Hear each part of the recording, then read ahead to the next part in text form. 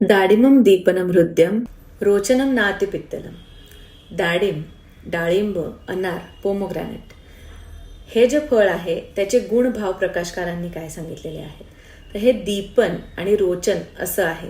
दीपन याचा अर्थ तुमची डायजेस्टिव्ह फायर जी आहे, अग्नी आहे, त्याला ते स्टिम्युलेट करतं. रोचन म्हणजे अन्नाची किंवा आहाराची रुची वाढवण्याचं काम, किंवा तोंडाला ज्यावेळी चव नसते त्यावेळी ती रुची वाढवण्याचं काम करतं. हृदय म्हणजे it acts as a cardiac tonic, हार्टसाठी उत्तम आहे. आणि नातिपित्तलम म्हणजे तुमचं पित्तदोष आहे ते अतिप्रमाणात न वाढवण्यासाठी हे फळ खूप लाभकारी आहे.